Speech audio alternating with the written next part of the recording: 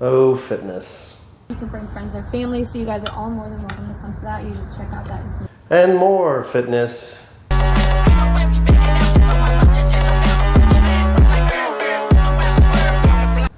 And more and more and more and more fitness. And then I'm just gonna take this, clamp it around it. I used this morning at my workout. I absolutely loved it. And listen, you know, that's gonna take up a lot less space, a lot cheaper than going out and buying, you know, more dumbbells. No, God!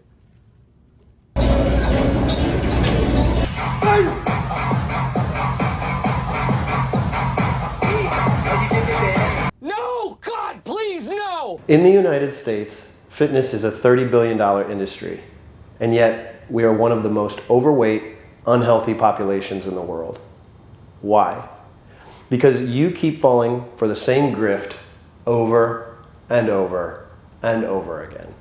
And these are the same exercises and workout style, high intensity interval training that I use to get my six-pack abs, but also to maintain them for over 10 years all year round. This workout requires no equipment and it's only 8 minutes long, so you'll be able to commit to it every day. Ready to sculpt your glutes and get fit fast? Let's dive into this effective glutes workout designed specifically for women. I have been a fitness professional for 20 plus years, and without a doubt, the most common goal is to lose weight or gain muscle, to look better. And yet, when you chase this goal, men end up going and finding this. Everything that we do, you know, like there's not necessarily such thing as a bad food.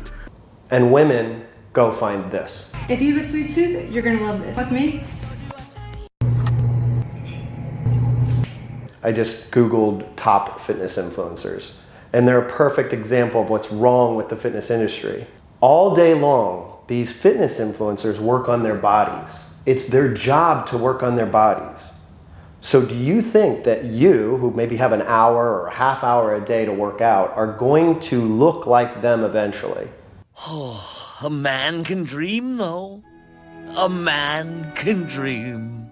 And by the way, I'm not saying that you can't look like them, especially if you're 20 years old and you're just driven and you've got a great diet and you're working out, you can absolutely look like them. I'm saying that for the majority of people who have jobs, who have families, who have pets, who have just life, it is not a realistic expectation to look at those bodies and chase those bodies. Let's assume that our two influencers have no modifications, no steroids, no Ozempic, no Brazilian butt lifts, no rhinoplasty. I just assume that they have nothing added, they're just training, they're just eating well.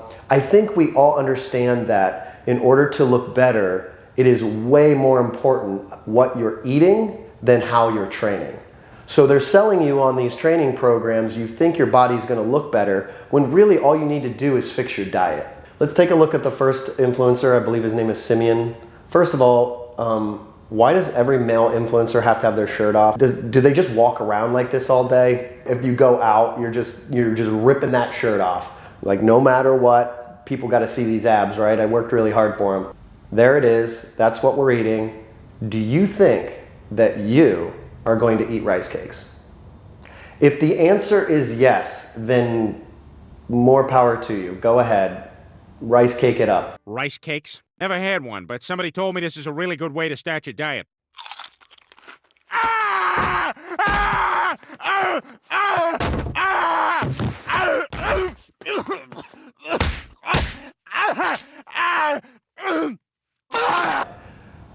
Normal people are not going to follow through with this kind of diet.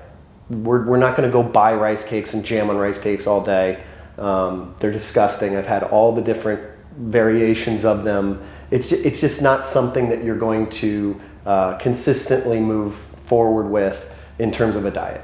Now let's look at our female influencer.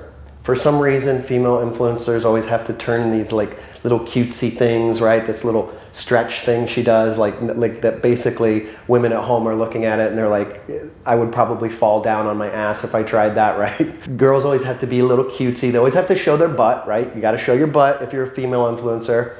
And here we are. Here's what she's eating. My favorite part of this is where she says, if you have a little sweet craving, If you have a little sweet craving, just throw some fresh fruit and some cinnamon on your yogurt. Yummy! Anyone that truly has a sweet tooth understands that this is absolute bullshit. There is no way that cinnamon on yogurt is on like a crepe or whatever she's got is going to satisfy your sweet cravings. It's going to, it's like putting a Band-Aid on like a gushing wound. It's just not going to work. My God, my God. I'm so hungry. I'm so hungry right now. I'm not saying their food selections aren't good. I'm just saying that the majority of people will not be able to follow these food programs. They're not realistic. Let me introduce you to kale chips. On a baking pan, I do 300 for like 10 minutes or until they get crispy. And this is the best thing. Yummy! But you're sitting there saying, Rob, I learned all this. I'm not chasing unrealistic body image stuff. I'm going after functional fitness. How's that working out for you? I love functional training, but when it is applied incorrectly, it is a disaster. There is a reason why most group fitness classes stay lighter and just try to make you sweat and don't go after complex movements, because the more complex the movements, the better coaches you need to have, and better coaches are hard to find. Olympic lifts are hard to learn. So you take tons of time and effort to try and learn an exercise with high injury risk and one that doesn't develop adaptations optimally. Olympic lifts are more of a skill and not something used to build muscle strength or power. While combat exercises like the squat, deadlift, bench press, and military press are easy to learn and better for athletic performance and bodybuilding. What you just said is one of the most insanely idiotic things I have ever heard. At no point in your rambling, incoherent response were you even close to anything that could be considered a rational thought. Everyone in this room is now dumber for having listened to it. I award you no points, and may God have mercy on your soul. The fitness industry is full of a lot of noise. It's full of a lot of snake oil. And I'm not even talking about bad coaches or even these influencers telling you, son, your butthole. I'm talking about your family and your friends. Stop listening to your family and friends when it comes to fitness. They give the worst advice. They find one small article on some random webpage and they recommend it to you. They go do a group class that they enjoyed and they recommend it to you, not knowing that you've got a bad knee or a bad back, or they don't know anything about you. But they'll pressure you into doing these things. You need to stop listening to them. Let's imagine Aunt Penny, hi Aunt Penny, tells you how to do an at-home colonoscopy. Would you do Aunt Penny's colonoscopy, or would you go to the doctor to get a colonoscopy done? This is how ridiculous this is. You might laugh at that, but then you're listening to your Aunt Penny when she tells you what to eat. You need to stop listening to family and friends, one. The next thing that you need to get rid of is this new wave of social media fitness influencer people. Someone just asked me, why do I work out when I'm injured and can't even walk? And I told them because I have no excuses and I don't want to get fat.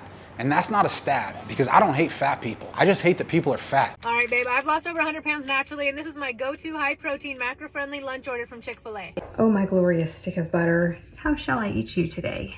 First, I shall eat some of you like this. Doesn't anyone notice this? I feel like I'm taking crazy pills!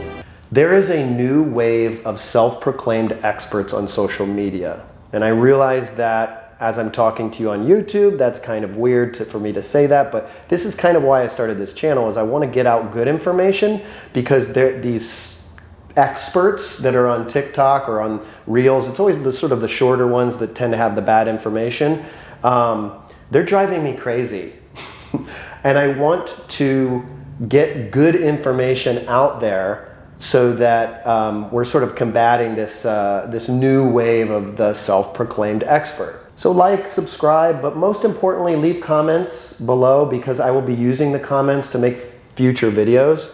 ask me some questions. I won't necessarily answer them in the comments, but I want to make videos about them. So ask me what fitness and health questions you might have. If you want to comment, Rob is a butt nugget, then maybe talk therapy is good for you. Also, please tell your friends. I'd like to get as many subscribers as possible.